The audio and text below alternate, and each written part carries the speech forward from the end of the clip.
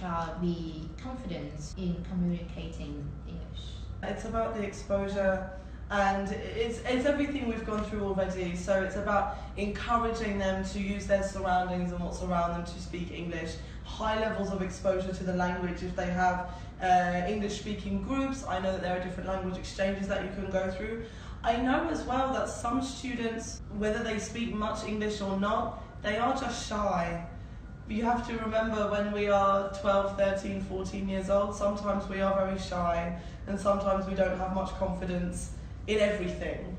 And that's okay, that's okay. Sometimes it can take until we are 16, 17, 18 or well into our 20s to start really feeling confident about what we know and what we don't know, and learning our own strengths and weaknesses. This is something that's common with all teenagers. I have some teenagers that are very loud, very confident, they know, and then I have some teenagers that just want to sit in the corner and do their work and not say hardly anything. And that's okay, that's up to them. They will get confident when they're supposed to, when the time is right for them. Câu hỏi vừa đặt ra là làm thế nào để con tôi có thể tự tin khi giao tiếp tiếng Anh. Đây thực sự là một câu hỏi rất nhiều quý vị phụ huynh quan tâm, và cũng là một câu hỏi rất là hay. Như lúc nãy anh Sếp cũng đã trình bày về 10 bí quyết có thể để bé học tiếng Anh tốt hơn, thì đó cũng là những bí quyết để xây dựng sự tự tin cho con trẻ. Thứ nhất, vì ngôn ngữ là cần môi trường, chính vì vậy anh chị có thể tạo điều kiện cho con tiếp xúc với ngôn ngữ càng nhiều càng tốt, có thể thông qua các câu lạc bộ, thông qua bạn bè, hoặc ngay cả việc đi du lịch, tham qua các hoạt động tình nguyện nhóm, vân vân, đều là những cái môi trường rất tốt cho bé. Còn dĩ nhiên nếu sự tự tin của con phụ thuộc vào yếu tố tính cách, có thể là khoảng tầm 12 cho tới 14 tuổi là thời điểm đang xây dựng tính cách của các bé. Các bé hoàn toàn vô cùng rụt rè và không mong muốn nói chuyện với người lạ. Điều này cũng sẽ có thể thay đổi khi học các con nhiều tuổi hơn, 16, 17, 18 tuổi. Thực tế vấn đề này rất khó để ép buộc. Và như cô cũng đã chia sẻ là một giáo viên đứng lớp, thì trong một lớp cũng có thể nhiều bạn với nhiều tính cách khác nhau. Có bạn sẽ vô cùng sôi nổi, rất vui vẻ, nhưng sẽ có bạn rụt rè hơn.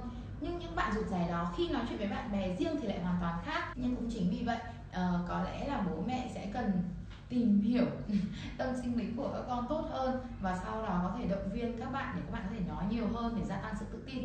Câu hỏi tiếp theo, tôi có nên phạt bé hay không khi bé mắc lỗi, hay là luôn khen bé? We did answer this question earlier, but I'll say it again. I don't think punishment is the right answer for anything when people make a mistake in learning. All punishment does is tell them not to learn. So it's better to, I think, build them up, to raise their self-esteem, to fill them with confidence and tell them that they can do it and that it is okay to make mistakes. Và câu trả lời này thì cô cũng sẽ muốn nói lại một lần nữa.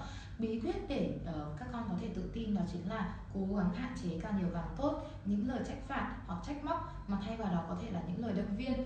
Và những lời động viên khi mắc lỗi sai sẽ luôn luôn khiến các con cảm thấy tự tin cho những lần sau.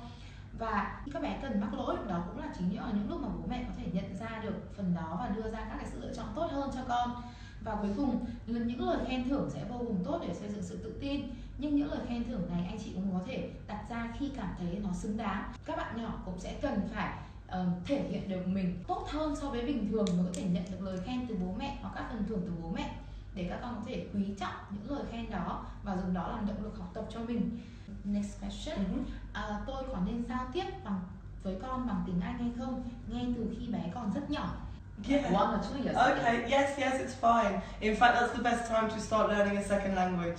If we all could, from the age of 0 to, the children's brains work much better in terms of acquiring a language. So I know that if you can expose them to a language when they are 1, 2, 3 years old, they are going to learn it a lot better. I know that the children in the world who speak the most amount of languages, there's one girl who speaks over 20 and she's 11 years old and has been learning all languages since she was born. And she understands, she knows the difference between the languages. So yes, definitely expose them to the language as early as possible. Cái này là một lời khuyên thực sự rất tốt đấy ạ. Bởi khi còn nhỏ, cấu tạo não của trẻ đang thực sự rất tốt hơn người lớn rất nhiều trong việc tiếp thu ngôn ngữ. Và nếu chị có thể tiếp xúc nói chuyện với con cả bằng tiếng Việt và cả bằng tiếng Anh, thì ghi nhớ của con lúc này sẽ vô cùng chắc chắn. Cô cũng đã có quen một em bé 11 tuổi và tiếp xúc với nhiều loại ngôn ngữ ngay từ khi sinh ra, và tới bây giờ em bé đó có thể sử dụng các loại ngôn ngữ và phân biệt được nó có sự khác nhau như thế nào. Và cái tư duy ngôn ngữ của trẻ cũng được hình thành từ rất sớm. Chính vì vậy hoàn toàn được nếu mà chị muốn giao tiếp với bé với tiếng Anh ngay từ nhỏ. Okay, next question. AZ có nhận được con học lớp 3 hay không? No. No. Depends how old they know. Yeah, such a pity. Yeah. Rất là tiếc nhưng hiện tại AZ đang chưa có chương trình dành cho lứa tuổi trẻ em nhỏ hơn lớp 6. Bởi hiện tại AZ mới chỉ có 2 chương trình chính thôi ạ, là dành cho các bé học sinh cấp 2 từ lớp 6 đến lớp 9 và dành cho học sinh người lớn từ 16 tuổi trở lên. Vâng, câu hỏi tiếp theo. Cô giáo nhận xét con tôi trên lớp về các kỹ năng tiếng Anh rất tốt, nhưng kỹ năng viết chưa được tốt lắm. Làm thế nào để khuyến khích và hướng dẫn con? I encourage to write at home as often as possible. Things like keeping a diary, keeping a journal where you just write down every day what you do, or writing, even how you feel. If people want to write those kind of diaries, then that's great too. Things like encouraging them to write creative stories, making up and thinking of characters, writing your own books, your own poetry. I also encourage to read more. Generally, when you start reading short stories more, you start increasing your imagination, and it makes it easier to think of these scenarios and situations. So reading more and writing as often as you can at home. Making writing fun. There's some really good writing games that you can play where you have to write down the answer to a question and fold it and pass the paper, and everybody writes down the answers to questions and you read the story at the end. There's lots of really fun writing games that you can definitely incorporate just at home, even around the dinner table, just sitting having conversation, create a story together. It could be a fun family project.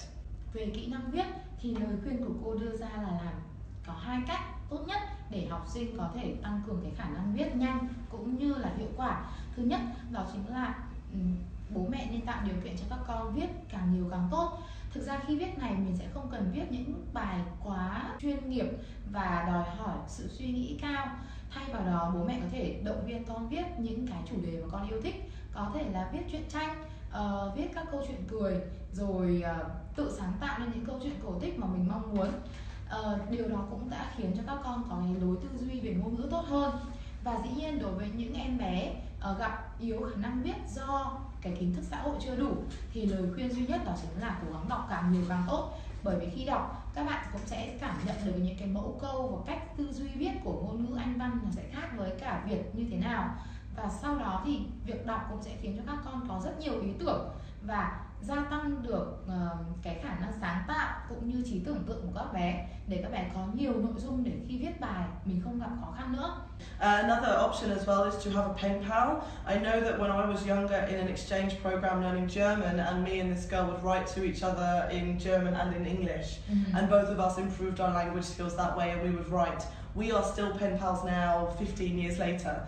So you can definitely find online resources where you can encourage your child to write emails, and they will get emails back from children in America who are learning Vietnamese. So there are definitely ways that you can incorporate them speaking English to strangers through the internet, that you monitor of course, but that you can help them improve their email writing skills anyway, definitely. So do you mean that you write in German and she write back for you in English? Yeah, kind of. We speak okay. We speak like a German English. Okay, I see. English kind of language. Yeah, sometimes, yeah. Và có một cái bí quyết nữa, đó chính là nếu được thì các anh chị cũng có thể giúp con tìm kiếm những người bạn qua thư. Đây cũng là một yếu tố rất tốt. Như cô đã chia sẻ kinh nghiệm bản thân từ lúc nhỏ khi cô học ngôn ngữ là tiếng Đức chẳng hạn, thì cô cũng có một người bạn tìm kiếm qua cái hệ thống bạn qua thư online. Người bạn này cũng là một em bé gái, và hiện giờ sau 15 năm làm bạn thì hai người vẫn liên tục trao đổi ngôn ngữ thư với nhau. Khi viết thư, thông thường cái website này, cái hệ thống đó sẽ giúp mình tìm kiếm những người bạn mà cùng một lứa tuổi chẳng hạn, hoặc là ví dụ bạn cô là người Đức sẽ đang học nói tiếng Anh, và cô là người Anh thì lại đang học nói tiếng Đức. Thì khi viết email hoàn toàn có thể có sự kết hợp giữa ngôn ngữ của hai cái ngôn ngữ này, và đó cũng là một cái yếu tố rất tốt để các con có thể tăng cường cái khả năng viết, và đặc biệt là kỹ năng viết email. Và đây giờ là câu hỏi của bạn Đặng Trần Tiến Anh. Mình mới học tiếng Anh được 5 tháng vốn từ còn khá ít nên giao tiếp kém và còn khá ngại khi nói chuyện với người nước ngoài. Mình nên làm gì để cải thiện? First thing is, if you want to improve your vocabulary, every day learn one new word and then learn 5 words that mean the same thing. So one example would be my word of the day today is big, and then some other words that mean the same thing is great, enormous, huge, awesome, giant, gigantic. So one thing is to learn one word and then learn 5 synonyms for it. Try and do that in the morning, and then in the afternoon learn the opposite word, so the opposite to big is small, and then in the afternoon learn 5 synonyms for the word small. So in one day you've learned 10 words. You know what they mean, you know what big means in the way that you know what small means, but you have increased your vocabulary by learning 5 words that mean the same thing. English is a lot of words that mean the same thing, so it's just learning those words. That's my first tip. By the end of 7 days, you'll know 70 to 100 words in a week. It's a very quick way to improve your vocabulary. In terms of speaking to foreigners and having confidence, keep doing it. Just keep doing it. Every time you see a foreigner and you know that there are ones who look lost around the city, where am I? Where am I going? Go over and ask if they need help. Use as much of the English that you can. They will be really appreciative that you're trying to help them. It will be good for you for 5 minutes, but it's like with doing anything, speaking in front of groups of people, speaking in front of all of you, it's about practice. You have to keep doing it to feel confident when you use it. Thứ nhất, về lời khuyên về việc học vốn từ vựng, cô có đưa ra lời khuyên rằng một ngày bạn nên, buổi sáng chẳng hạn, bạn nên chọn ra một từ bạn đã biết rồi. Ví dụ như ngày hôm nay cô lựa chọn từ big, nghĩa là lớn, và sau đó thì bạn có thể học thêm 5 từ vựng khác đồng nghĩa với từ big này, có thể là great, enormous, awesome, huge, vân vân.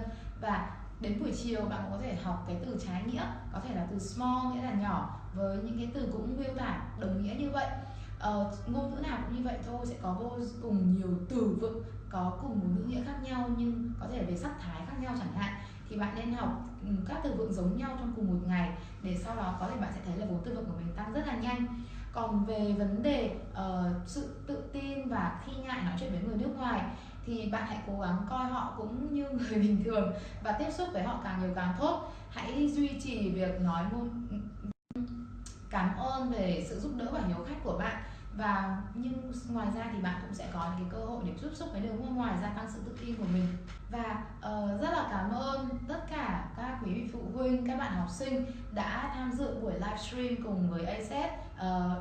Em là Minh Hải và cô Elizabeth Miller ngày hôm nay, và mong muốn rằng tất cả những thông tin mà cô cũng như là ACET đã đưa ra ngày hôm nay có thể giúp ích được trong việc học tiếng Anh trong tương lai. Thank you very much for all tuning in and listening to us talk about tips for helping learning your child's learning. Thank you very much for being here with us today. I hope I've been able to answer all of your questions and been of some assistance.